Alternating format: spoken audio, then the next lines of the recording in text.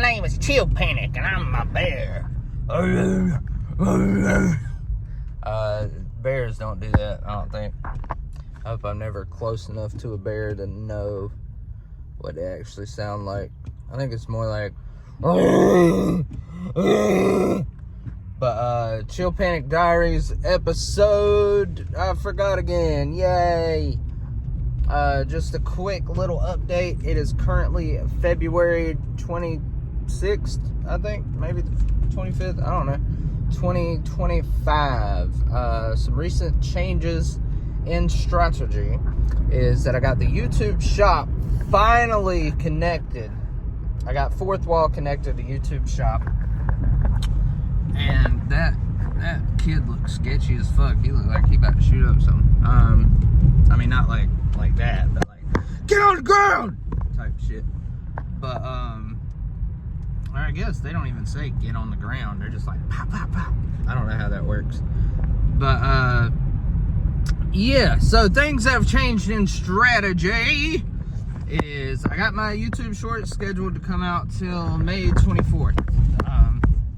I finished a bunch of speed runs. I just got to finish editing them and then doing the schedule, and then I'm good. I'm gonna chill out on the shorts for a while and take this moment, or I might do more shorts, but I'm gonna chill out on the speed runs since I got so many scheduled. That gives me a really, really nice buffer. That's like 2 months worth of short form content coming out every day. And oh man, it's such a relief. I'm so glad I did that. Shout out to me. But I did that, so I have something that I know that works decently. So I constantly got people coming into my channel, right?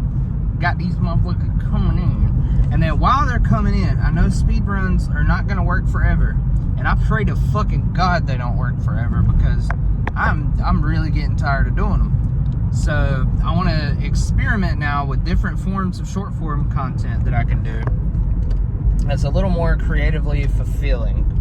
And I'm trying to be more consciously aware of what I can do creatively that I genuinely enjoy, that I can do on video, and the thing that brings the most value. Which is kind of hard to figure out.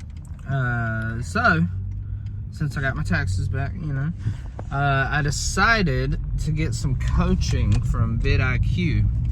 I don't know if I really decided. They posted a video, and at the end they sold the idea of the coaching, and I was like, hell yeah, sign me up. So either they sold to me or manipulated me into wanting it, or I wanted it.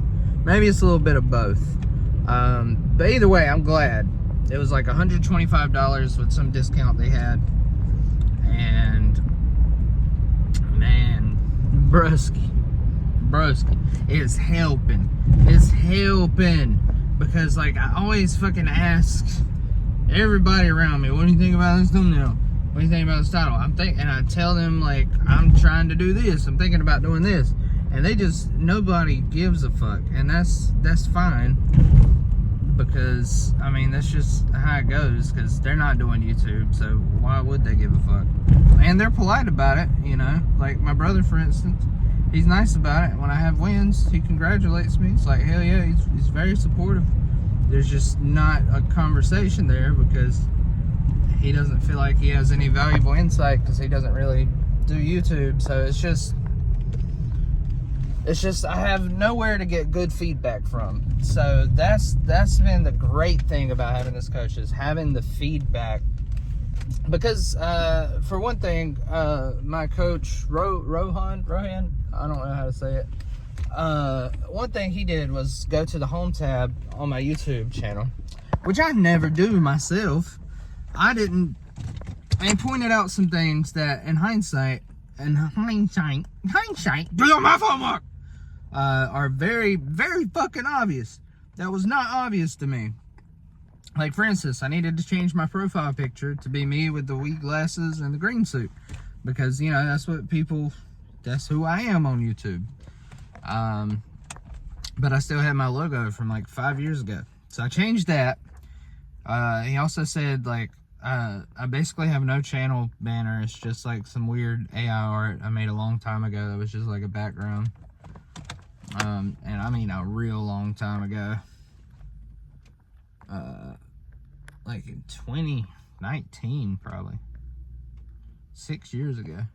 God. So anyways, he said that it was good to have a value prop as like on your banner, so people immediately know, is this for me? Is this not for me? And what can I get from this? And so you immediately tell them, hey, if you're this, it's for you. That's what I can give you. So, after I figure out what the fuck I'm gonna give them, I'm gonna update that. And I also updated it where it doesn't show my music at the top, because the goal is to get people to watch the content, not to listen to the music. I mean, the music is kind of the end goal, you know, after years, but it's not the main goal at the moment. The main goal is viewers. The viewers first, then fans. So I'm gonna try it out for a month and see how it goes, and if I can make enough bread off of the help I'm getting, then I might do another month. Who knows? We'll see. It's probably gonna be a 1 month thing. No, I'm gonna make bread. Make bread. Make bread. That was a limiting belief, I think.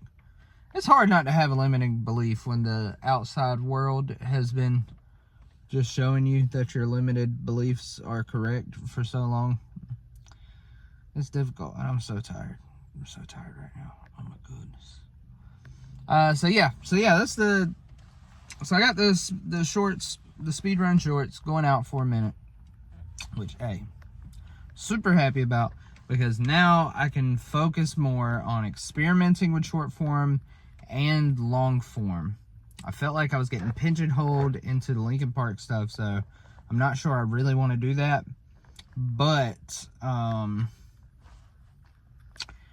wasn't telling you to shush. I don't know why I did that. But I've been trying to decide whether or not to go more education focused versus entertainment. But that's solely for the money, because I want to sell sample packs. But having the outside perspective from the vidIQ coach, he really saw my channel as an entertainment channel, which is my doing, because I guess that's most of my content is entertainment, and that's what I enjoy doing. I genuinely enjoy making entertainment content and entertaining folks. That's what, as an artist, as a creative, as a musician, that's what I love to do. Like when I was playing local ass shows, I mean, if I were still to keep playing right now, I'm not playing bigger shows now. I'm just not playing shows at all.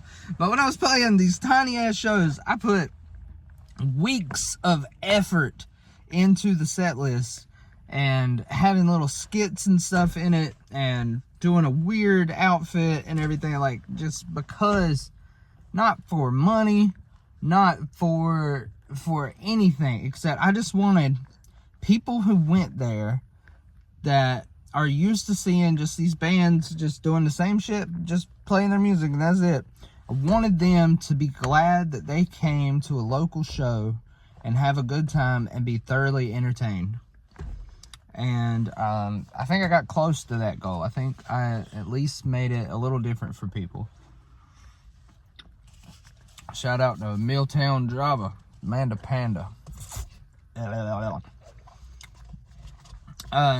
So yeah, I don't want to do education. I do not. But I also don't want to do speed runs. I do that. So if I thought education would give me $10,000 a month right now, I would do that shit right now. But it's hard to tell, because with the entertainment thing, I can get sponsors, and if I get large enough and respected enough in the music producer community, people will buy my sample packs regardless if I'm doing education or entertainment, just because, well, he's got a lot of subs and he's big, he's got the social proof, so he must be good. By the way, that is a cognitive bias, and don't listen to that too much. Buy my sample packs, hell yeah, but after that, think about it. Why'd you buy that?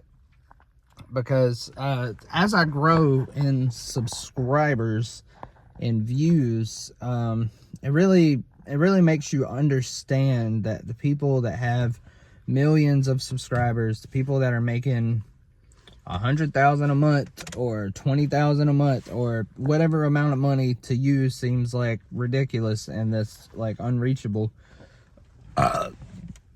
It's like they're not different at all. They weren't like lucky or inherently talented. Or I'm sure some people were, you know, if you get in at the right time, or if there's like a trend that really aligns what you truly in your heart want to do. I'm putting these back on. The sun bright as hell, and I look kind of cool in them. I look like a serial killer. Hey baby, you need a ride? I'ma murder you.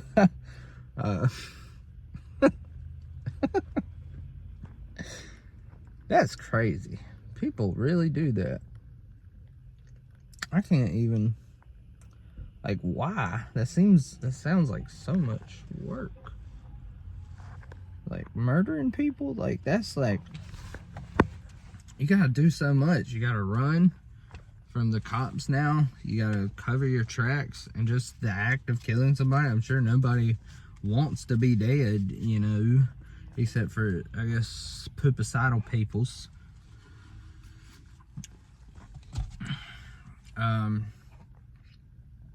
I got way off track.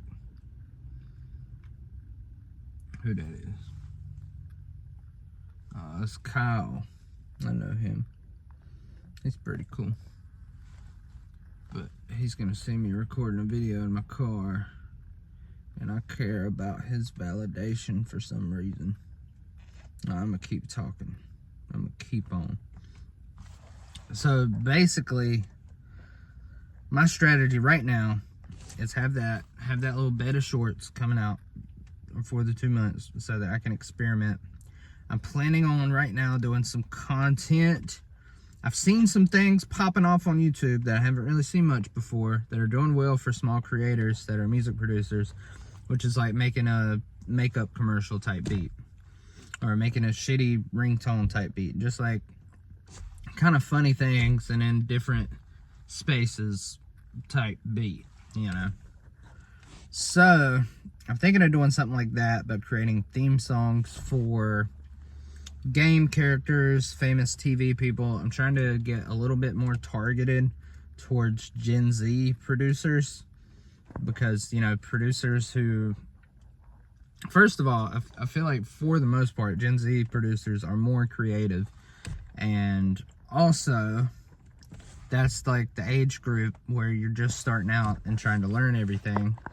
And I feel like that is like the easiest audience to reach, and feels like the audience I'm reaching already with speed runs, because people ask me all the time, like, what app is that? What plugin is that? Etc. etc. I want to start saying this, that, and the third. That's such a cool way to say etc. Like, is, you know, hold on, let me rephrase it again, but saying this, that, and the third. Because then Gen Z producers, you know, they always ask me, like, what app is that? Or, like, what plugin is that? This, that, and the third. That sounds so much better than etc. etc. etc. etc. makes me sound like a fucking language arts teacher. This, that, and the third makes me sound like I'm that motherfucker, you know, that knows what he's talking about and has a good sense of humor. That's who I want to be.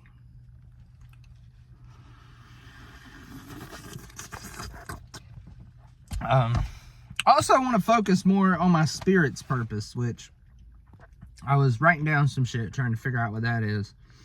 And I'm trying to figure out my spirituality in a deeper way and connect with it. I used to feel more spiritually connected than I do now. And they say a lot in the whole manifestation stuff that, like, you don't want to, there's like, focus on the what, not the how. And that was always so fucking dumb to me, because I was like, how, because I think about the business people, influencers that I've listened to, like Tim Ferriss, Alex Hormozi, Seth Godin. None of them fucking say don't focus on the how. They put a very big emphasis on focusing on the how. And a lot of people who talk about the manifestation stuff or broke. So why would I fucking listen to it? But at the same time, I've been doing this super tactical, logical way of thinking for a while, even though it's not my natural state of being. I've been saying, okay, I'm dumb because I grew up in poverty. So I obviously have a poverty mindset, and I need to fill my brain up with as much fucking knowledge as I can about the systems and how wealthy people think.